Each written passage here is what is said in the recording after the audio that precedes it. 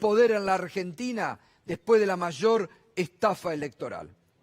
Anoche, sobre la pobreza y sobre este número que realmente duele, conmueve, preocupa, hablábamos con el presidente de Cáritas y el obispo de Quilmes, Monseñor Carlos Tisera, y esto decía.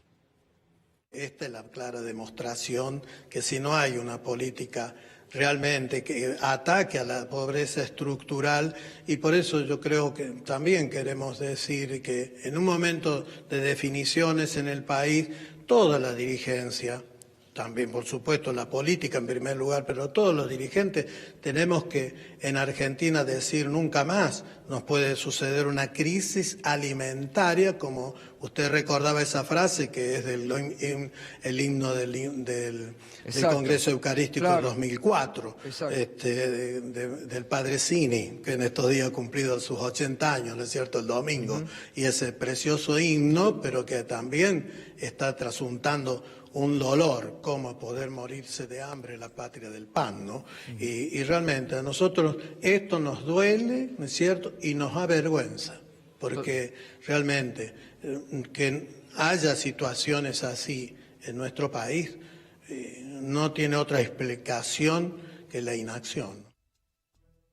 Y el Observatorio Social de la Universidad Católica Argentina, que proyecta ya para fin de este año, para fin del mandato de Macri, un aumento del 39 al 40% de la pobreza en nuestro país.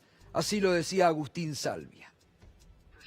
En términos macroeconómicos se ha deteriorado fuertemente, vinieron los procesos de devaluación e inflación y entramos en una etapa ya prolongada de esta inflación. Y en este trimestre que está terminando, sin duda estaríamos en el 37-38%, sin casi dudarlo, con 10 puntos de diferencia en 2 años. Obviamente la pobreza sigue creciendo y el problema es cuándo y cómo detenerla. No creo que llegue tal vez a 40 en este contexto, sin otra catástrofe, pero sin duda el 38, 39%, básicamente porque estamos atrapados en el estancamiento, es decir, porque a la inflación los hogares no le pueden responder con más trabajo, con crear más changas, con crear más actividades económicas que les permitan de alguna manera compensar el efecto inflacionario. Todas las proyecciones y la Observatorio Social de la UCA, 40% de pobres va a dejar Macri cuando entregue el gobierno a fin de año. La mayor fábrica de pobres de las últimas décadas.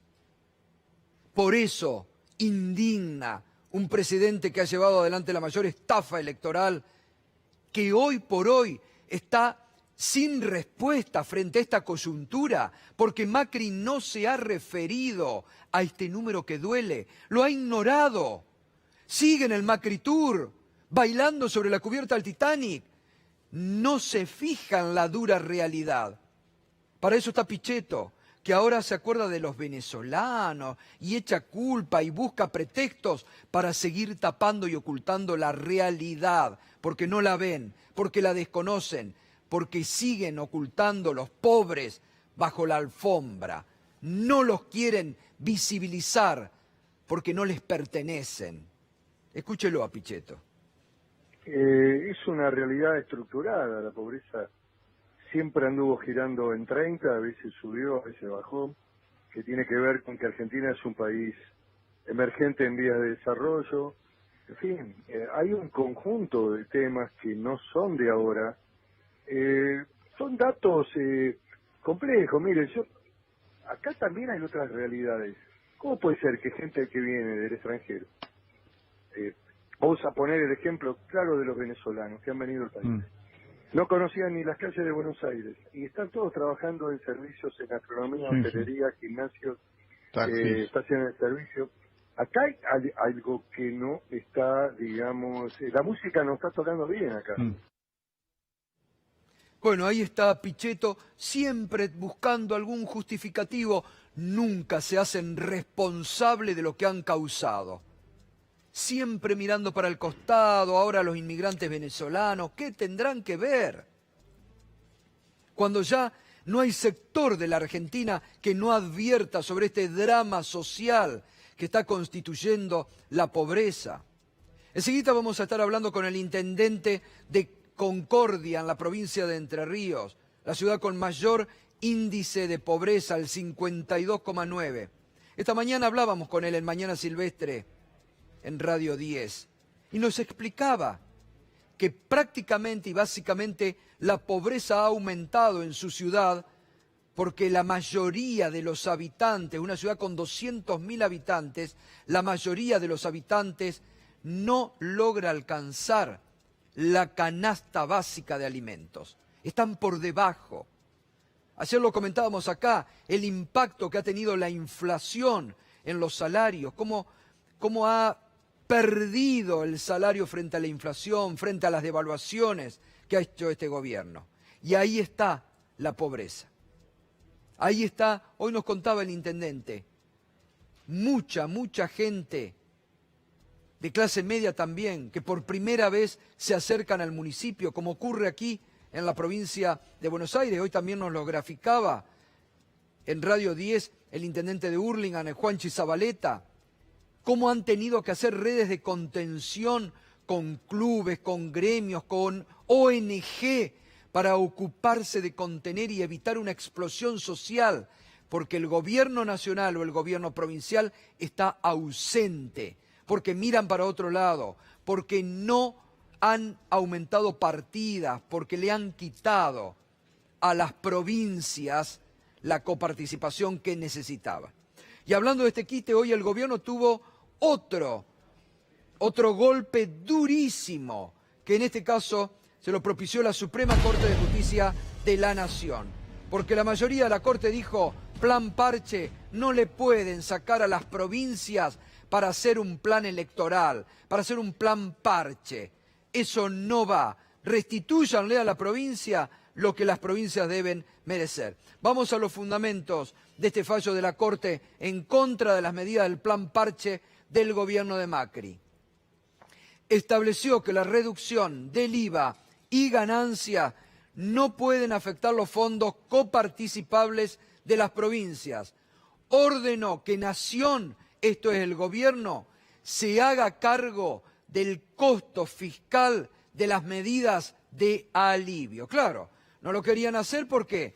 Porque el Fondo Monetario, de quien depende el gobierno de Macri, le ponía el grito en el cielo. Entonces, ¿qué dijeron? Bueno, saquémosle a las provincias, total que nos preocupan.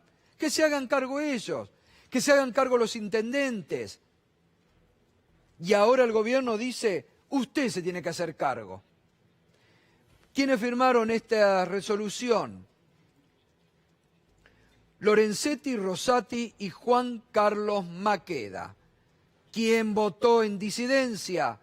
El cortesano oficial puesto por este gobierno, Carlos Rosenkrantz.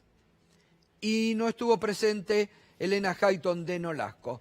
Irina, ayer lo adelantabas, buenas noches Irina, el duro revés que el gobierno ha tenido con este fallo de la Corte. Buenas noches. Buenas noches, Gustavo. Sí, la mayoría ya estaba conformada. En el gobierno venían haciendo sentir el malestar, tratando incluso de frenar el fallo. El juez más oficialista, Rosenkrantz, que votó en disidencia, incluso venía haciendo algo que hace habitualmente en estas circunstancias, que es tratar de dilatar la sentencia, no lo logró. ¿Qué es lo que resolvió la Corte? La Corte se dedicó a analizar dos de los decretos parche, como les decimos, porque son los decretos que firmó Macri después de las PASO, después de la derrota. Decretos además para dar un alivio económico. Uno en relación, como bien decías, al IVA en un conjunto de alimentos de la canasta básica, reduciendo el IVA, y otro en relación al mínimo no imponible, subiendo el mínimo no imponible. Lo que la Corte le está diciendo es, usted no puede hacer esto de la manera que se le antoja, porque hay procedimientos que respetar, y uno tiene que ver con pasar por el Congreso. Esto se tiene que hacer a través de convenios entre las provincias y el Estado, deben hacerse por acuerdos, que además deben pasar por el ámbito parlamentario, a nivel nacional y en las provincias. provincias. Esto es simplemente lo que le dice la Corte. Hace lugar a una medida cautelar, pero no resuelve la cuestión de fondo, porque las provincias, que son 15 en este caso, planteaban la inconstitucionalidad de los decretos. Eso no está resuelto, ese tema de fondo, pero la Corte está diciendo, así los decretos no se pueden aplicar. Con este mecanismo de que se hagan cargo las provincias, que además ya tienen asignados sus recursos a determinadas políticas y en muchos casos además políticas sociales, así no se puede aplicar. Se tiene que hacer cargo el propio Estado con sus propios fondos. Hay un tema que queda postergado para otro fallo, que es el cuestionamiento al decreto sobre los combustibles, que fue un DNU, no fue un decreto simple. Hubo también planteos de las provincias petroleras planteando la inconstitucionalidad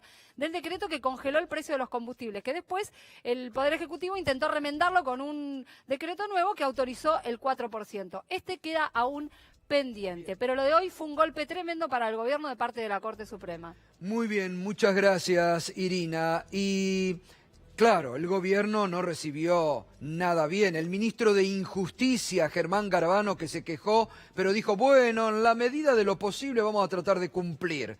No están acostumbrados a que haya una justicia que le ponga límites. ¿Y quién salió con la amenaza? Elisa Carrió. Otra que amenaza siempre con juicios políticos cuando algo no sale como ella o como el gobierno quiere. Y salió Elisa Carrió a amenazar a los jueces de la Corte. De esto nadie se indigna, ¿no? El periodismo oficialista no se indigna de estas influencias, de estas amenazas que hacen desde el oficialismo para la justicia independiente. Bueno, amenaza de Carrió. Cuando termine el proceso electoral, porque nuestra regla es no denunciar en campaña, evaluaremos la conducta de los jueces de la Corte y ampliaremos el pedido de juicio político por abuso de poder.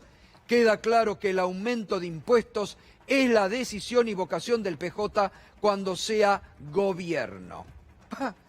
Como que si no hubieran hecho aumentos y un saque en el bolsillo a los miles de argentinos durante este gobierno.